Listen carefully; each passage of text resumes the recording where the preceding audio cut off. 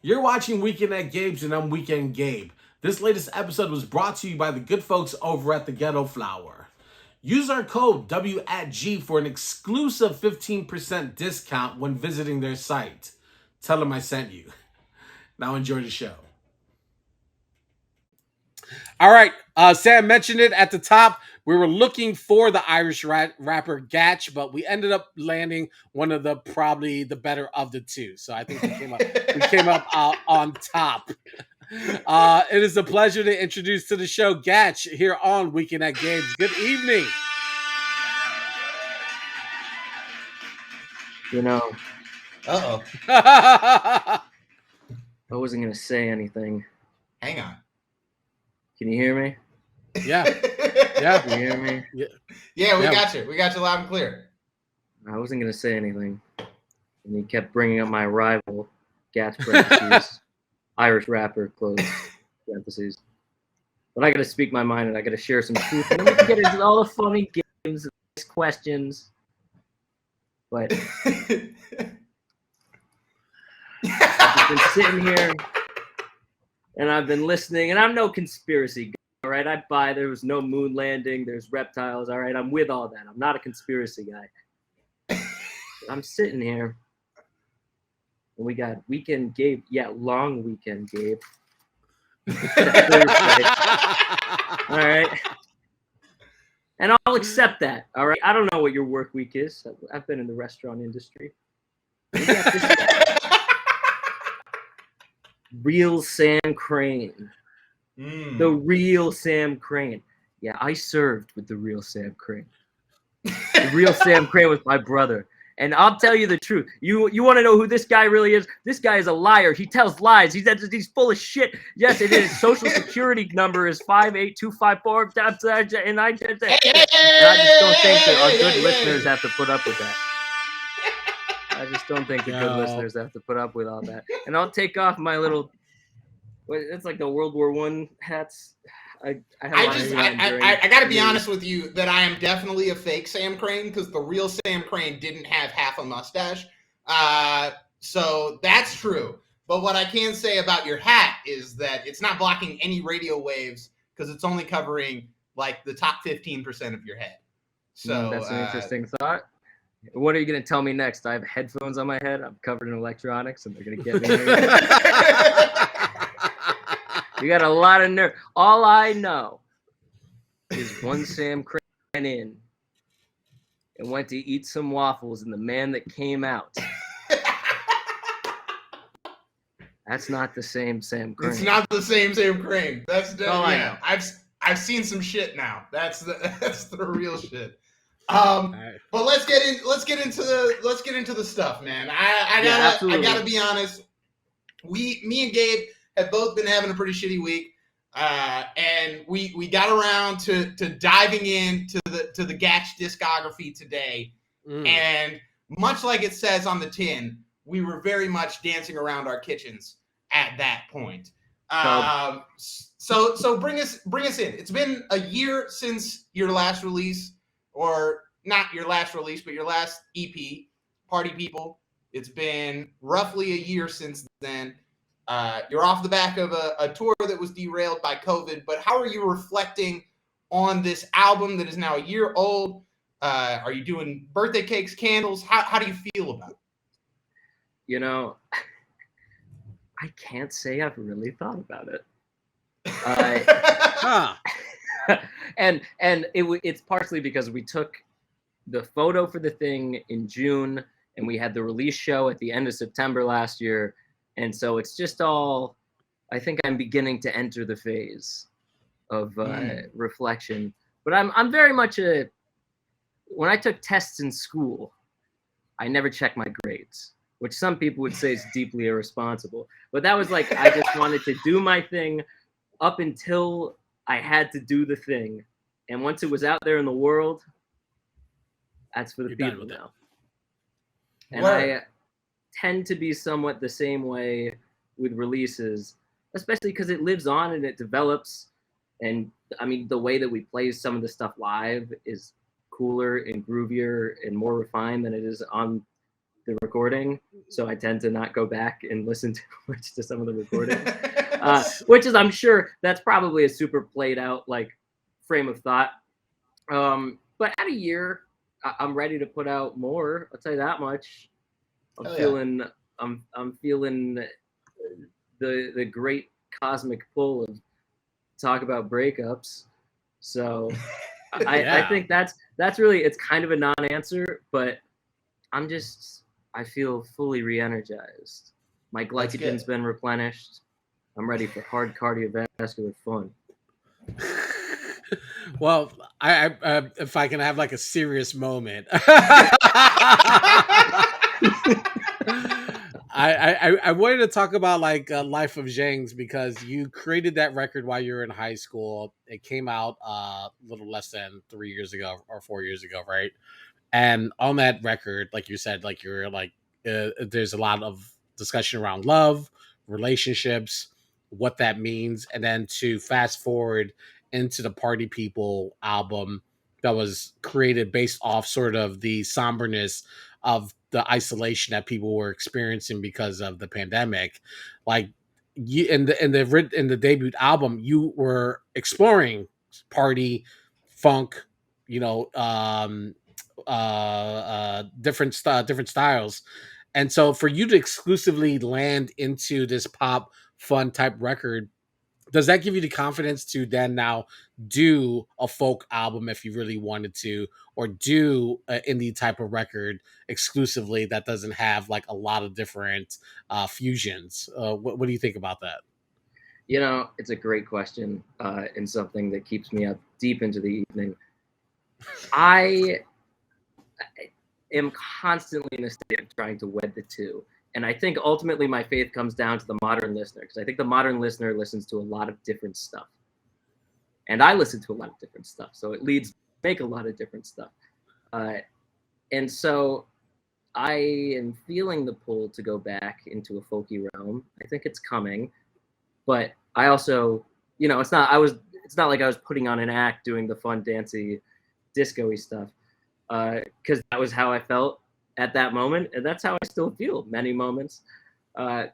So I'm intrigued. I mean, I liken a lot of the way that I approach making music to hip hop, and that's the scene in Boston that I'm most familiar with, and that I've really come to know and love. And the reason for that, and the reason that I have a predominantly hip hop producer, is because there are less rules. You are allowed to fuse what you want and do what you want when you want. And so I'm not sure I will do as acousticy indie-ish of an album again, but those elements are gonna come back on the next project and come back probably stronger than ever. It depends on what I'm writing on. I mean, when I was in high school, I was spending a lot of time staring at my wall alone and playing an acoustic guitar, and that's the sort of music that came out. And now a lot of the stuff I make is with a group of rapscallions, and we like to play real loud, and that's what stuff's sounding like now. Sure. But I still have my wall time. So I think really the answer is I'm trying to find the fusion. I'm trying to meet the middle of funky and folky and feeling, that kind of trifecta. It is the great white whale for me, and I will continue to chase it. And there's been a lot of conversations about exactly whether or not it is the most intelligent career choice to put out. We're putting a record out in 2 months, sort of weekend. Hang on. Is that wait, is that exclusive? I'm gonna throw it. Wait, there you go. Oh wait, there's 2 drinks for. No, sorry, I can't tell Gabe the rules. But anyways, that's certainly the first version of me saying so. We're shooting the cover for it next week. It's been done for an embarrassingly long amount of time, but we are shooting the cover, and it's happening. It's coming out. It's very funky and very fun. And then I think the song right after is going to be sad as shit. So I like sad records. Yin and yang. You know what I'm saying? Yeah. You got to ruminate. You got to have that quiet time so that you can get real loud. No, hell yeah. I want to wind back the hands of time here. to high school. Let's talk about high school, because back then you were a very different silhouette of a person. I'm gonna say that right now. The haircut was much more similar to mine, maybe with a little bit of blonde tips in there. You kept it high and tight, you know, and you were playing the acoustic guitar, much like you said. But in many bands that you were a part of, including Redistrict, which is a classic, but also some hits. I can't believe that. What a name drop. treading Water and General Nonsense. Terrifying. Some of your early band forays. You were doing more of the George Harrison role than you were the Paul McCartney thing. You were in the background. You were busting down the guitar. What made you decide to foray into your own thing? Was there beef? What was the exigence there? Well, I might have to correct the record. You're allowed to throw all your band members under the bus. That's actually okay. I might have to correct the record. So the first thing is that there is a through line. So we were actually a weekend at the office briefly, and then Stop Treading stealing Water. Our name. I know, right? Yeah, okay. It sound like, well, welcome to 2013. That's why we changed it. We were. I was out on the mountaintop, and I heard a voice from the stars that said, "Someday we'll be on a podcast." So we changed to Treading Water, and then it moved into Redistrict, and it sat at Redistrict for a long time. And then my best good drummer pal, Tristan Dumas, went off to the Marines. Hoorah, as they say. And we decided it just didn't feel quite right. And so we did General Nonsense, which was actually a producer duo that I had when I was 10. Young Bennett Clark, who was in those bands straight through, as well as Mr. Aaron Lewis, made the appearance straight through. And then went to college, and I was alone and just started going as myself. But I was always frontman. There's plenty of footage of Joel singing as well, and Joel Lee, great musician, great keyboard player, songwriter, and a lovely human being. But it was many steps up until eventually I was like, man, I should probably just do the artist thing, because I always wrote pretty much all the songs myself. And Aaron Lewis, shouts out, who I've played with since we were in like the 6th grade, and we continue to this day. And you'll find him in many of the terrifying photos on the assorted social media accounts that just can't seem to get rid of. We keep coming back. We spared the public those photos. But you mentioned it, so let's roll with it. Starting at Northeastern, and just diving in there. Obviously, a new environment. We've all been to college before. That first week is nuts. But what was your immediate goal? Was your immediate goal to branch out on your own? Was your immediate goal to just find a band, or like where was your head at the first day of college? Well, I went abroad my first semester, which is a very northerny thing, and so at that time I'd been out of a studio that I'll leave out of this because I don't want to give them any publicity around my hometown.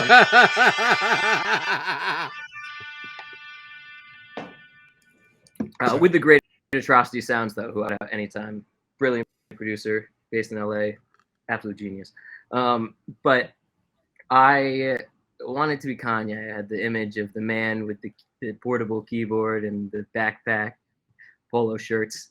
I realized perhaps later that it was less impactful for the white boy from Connecticut in the polo shirt. Less of an identifiable image. But that's what I did. I mean, I was pulling up to common spaces and would have my headphones on and just be making beats, mostly like Boy Cardi ripoff beats. And I think I just wanted ripping off, if that's like pre-Playboy Cardi, or it was exactly the beginning of Playboy Cardi. Watching oh God, what was it? Indie Music Mogul or something had like how to make type beat videos, and I was just going through like a psychopath and replicating kick patterns. which is not something that you would guess from most of my output, but it was certainly formative. But I just wanted to be making music. I was really excited to link with people, and I got that to a little bit of an extent when I was in Montreal, but it also was very different than being like steeped in college right away, because it was kind of summer campy. There were like 120 of us from Northeastern that were there. Mostly we just partied and went out and did things. I went through all the tumult of emotion. It's very dark up there in the winter. It's funny how that works. Did I you mean, pick up any basically French? from like ouais is how they say that up there. Pomme de sucre. Québécois. A little bit. I don't know what you said, but it's a little bit. Yeah, I knew enough to not get robbed. It's basically not get robbed, find my way home, and also sell produce. I knew a lot of produce items. But Montreal was just, it was a time I was really living. I was living hard, and it caught up with me. And so that was like early college, but pretty quick after getting to Boston, I started connecting with people, and I knew some people from home that were up here making music, and it led me down this beautiful road of meeting people and making stuff and just soaking up this music scene for everything it is. This is an amazing music city. I'm very happy to be here represented. Oh, yeah. If I dare to say that for myself.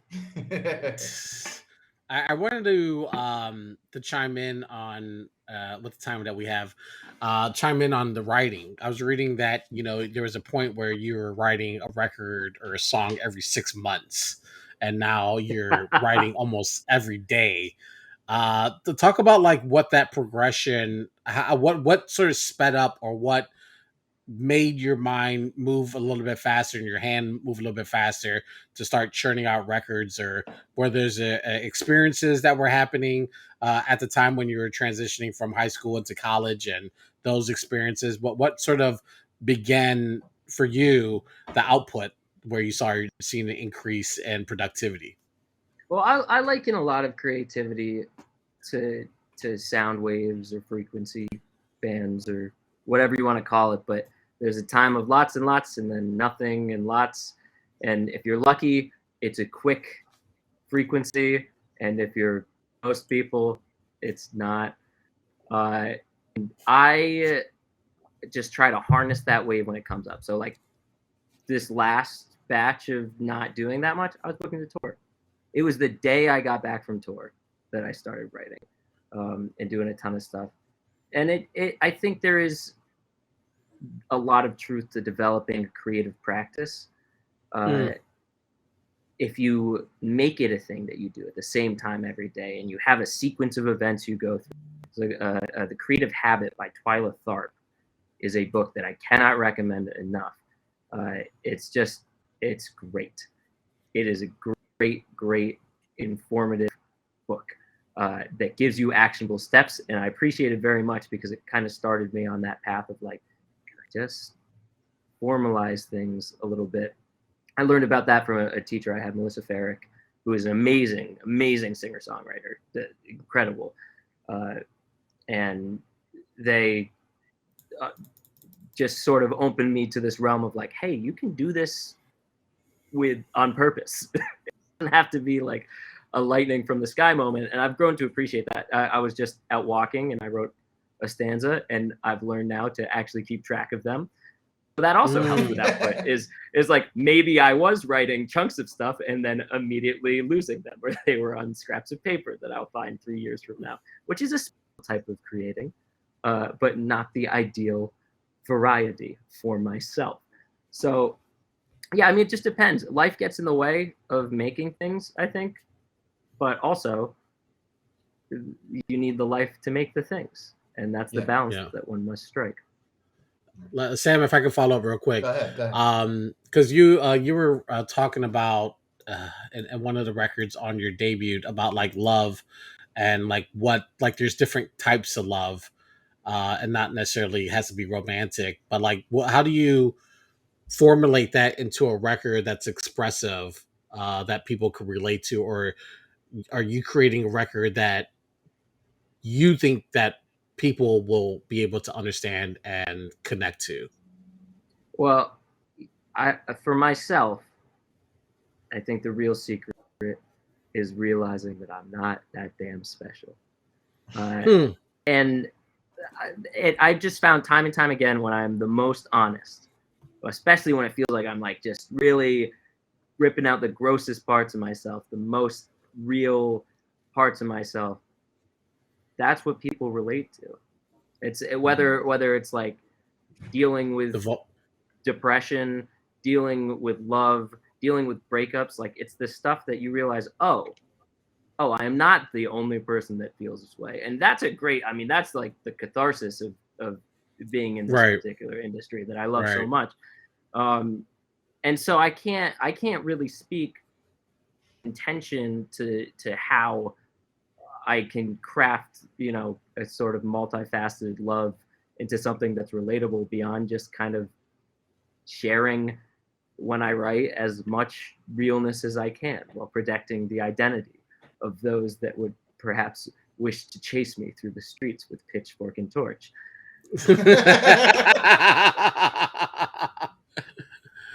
real as this Sam Crane. That's how I'll be. Well played. Fair enough. You mentioned in a recent profile new music in September, inspired by your cousin Lou. Can we dive in a little bit there? Let's dive in. Music in September. That's the aforementioned cover photo. We're shooting it on Wednesday next week. We're doing it. It's happening. It sounds like it's a certain with repetitive. Sam, you know what that is? Yeah. You know what that is? What? That's the beginning of Gabe's exclusive. No, I know you did. Yes, it is. But... Yes, it is. Yes, it is. So go ahead. It's good. It's disco-y. It wears its influences on its sleeve, very much so. But hey, why would I not? It's my favorite music. Oh yeah. We're running out of time here, but I also read in that same profile one of your big influences is Prince. Yeah. And we often see the live performances of Gatch. You put them on. One of my favorites of which is you playing the piano to Sunday Candy from Chance the Rapper. That's a very long time ago. On your YouTube. At my male beauty pageant in high school. Yes. The great Mr. Falcon performance. The award-winning performance. Yes. But I mean, obviously you buy a ticket to the Gatch show, you go and see Gatch, but we don't often get the insight behind the artist's eyes, what they're feeling, what they're doing. And I think Prince is informative about, especially the type of music that you play. And Prince, obviously one of the greatest performers of all time, as well as one of the greatest musicians of all time. So how do you feel when you're on stage, when you're looking at that crowd, when you're rocking, when the band is flowing? What's that feeling like for you? It is it's a dependency I have, I think.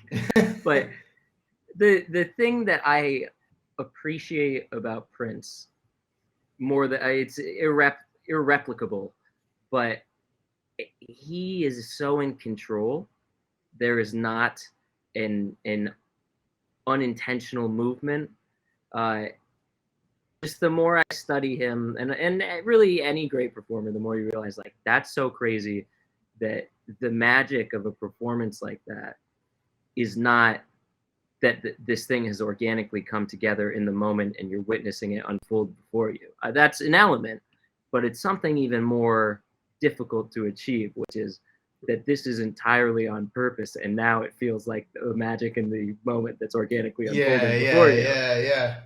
And just he just was a machine.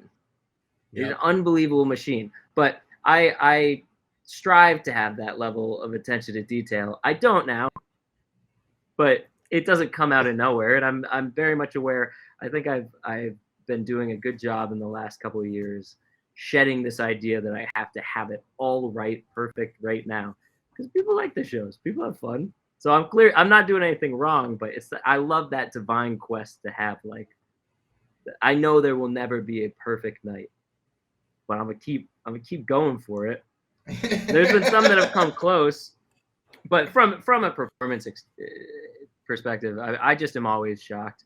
I'm always shocked. That's a big point of reflection. Is our release show for Party People was we oversold the venue. Shouts out to the clerical error doorman. I appreciate you. And it was just pandemonium. It was in absolute insanity. The room was shaking. It was just nuts. And I don't credit myself for having that atmosphere. Perhaps I should. I largely credit just the idea that all these people came together and had fun with each other. And it's just the coolest thing to be a part of that at all. Sure. And I also hate crowds. So that's a large reason I like being up on stage, because I want to hang out with all these people, but I am not a large man. I do not want to be in the middle of that. Yeah, I hear you. One of the things that I love about you, Gatch, in particular, is in the profiles that we've read and the things that we've seen on your social media pages, is your love and appreciation for artists who have come before you. You're like, we're talking about Prince, but then I was reading that and that you keep during 2020, during the height of the pandemic, you were keeping CDs in rotation, including Coldplay, that you just ran repeatedly. And then on your Instagram, we saw a snippet of your 30 days of listening to Aretha Franklin's what was it, Lady Soul album. So what is it about, like, the thing that you also said was like all those records that you listen to are incorporated into your DNA, into the music. How do you feel like those experiences and those albums during this time period are helping shape what the future of Gatch's music may or may not sound like?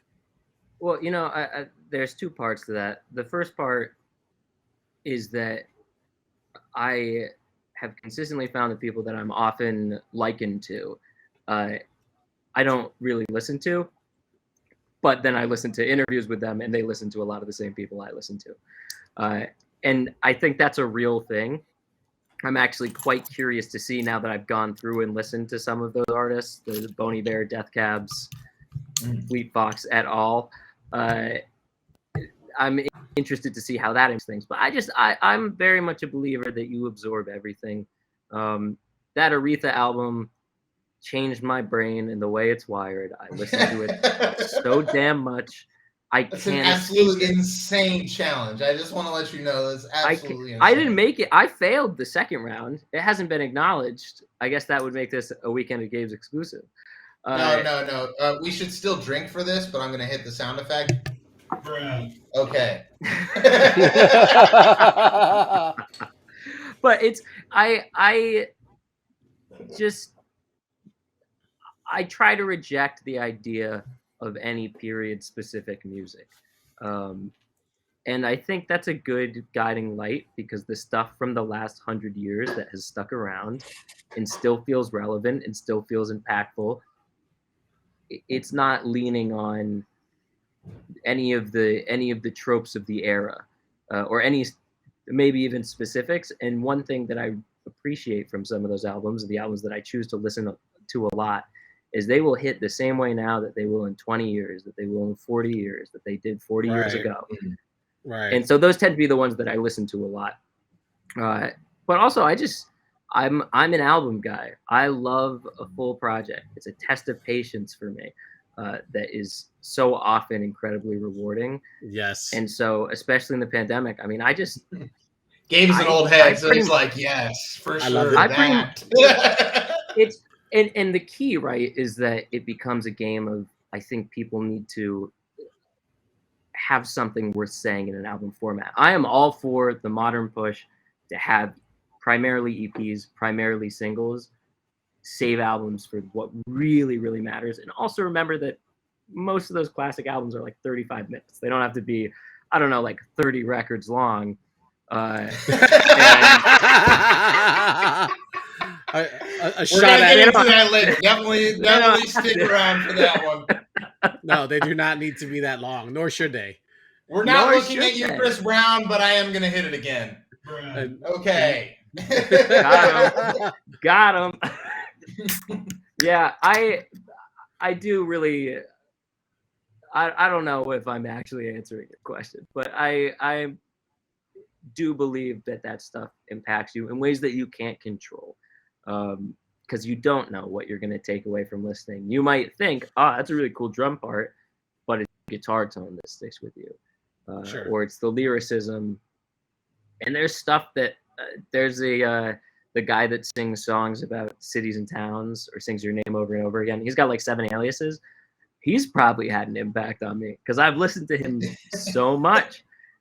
And if nothing else, they are supposed to avoid catchy. saying Bruce Springsteen. Is that sort of like saying that? That's you're a cruel man. Don't come for the boss, bro. I'm from the East Coast. You can't be doing all that. Hey, I don't want no smoke. Chicago you can't be versus doing Boston. all that. I don't want no smoke. I don't want no smoke. All right. Hey, no smoke should be had. Let's get into some fun questions before we get you out of here. And Yeah. I wanna keep it relatively short on these because we are running snippy. out of time. But let's start off first. The album is Party People is a year old. What is Gatch's kind of party? Enough people where I can be alone sometimes in it. Ooh, that's a good answer. I like that. Nobody feels obligated to talk to me. Gabe, what you got? All right. So I took this from a song lyric that you had on the song Wide Open because it fits accordingly to tonight. Where you say, it's not supposed to be like this. On any other Thursday night, I'd just be chilling with my fridge open. What is currently in your fridge? And can we see? I would love to show you, but it's about 1,000 HelloFreshes of varying dates. And it's a real problem. I had 2 roommates that deeply invested themselves in HelloFresh and quickly found that they are not necessarily as a former HelloFresh salesman, I gotta say it's a great product. And I love it. It's great. It's great. I listen. I don't know. I don't want to mess with the sponsors. I love HelloFresh.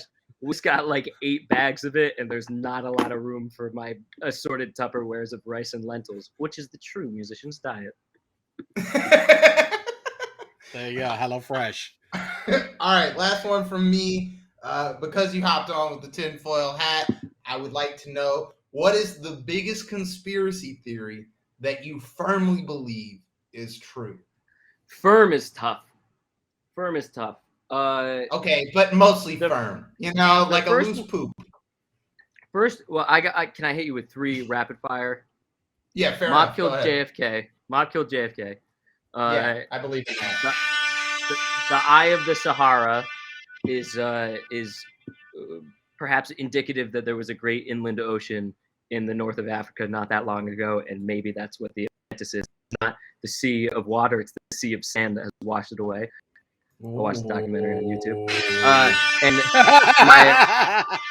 my final one has been largely proven. There's a very large, educated, and well-organized cities in the rainforests of Central and South America, and it is a deeply, deeply misguided, racist, Eurocentric idealism that has led us to think that the ancient peoples of the Western Hemisphere were not capable of organizing themselves in such a manner.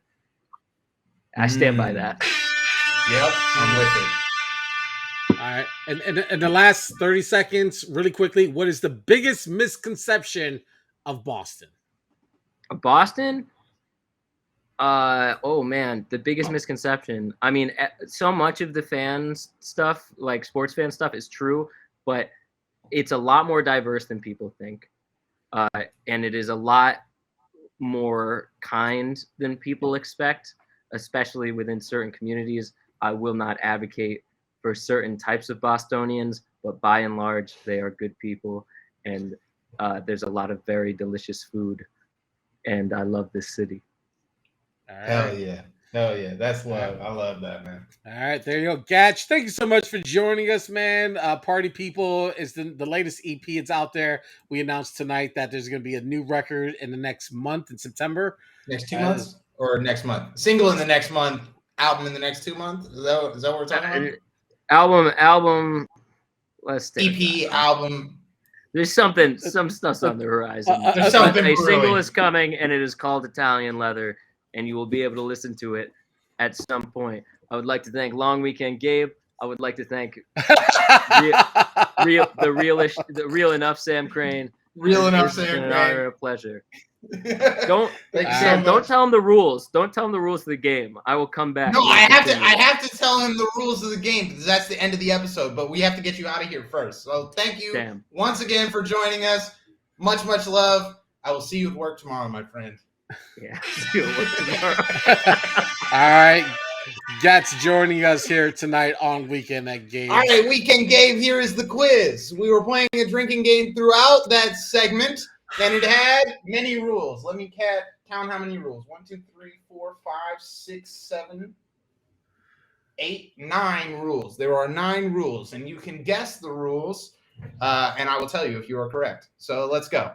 I think it was like either after every question there was a drink, maybe. There was like a... You're close. You're very close. A certain type of question. Okay. And then maybe if I said No. That was a good thought. That was a good thought.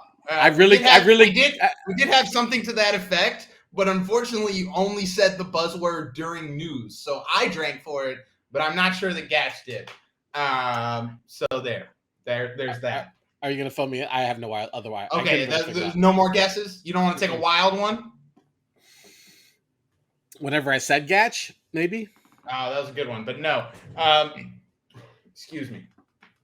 If Gabe says phenomenal, that's one drink.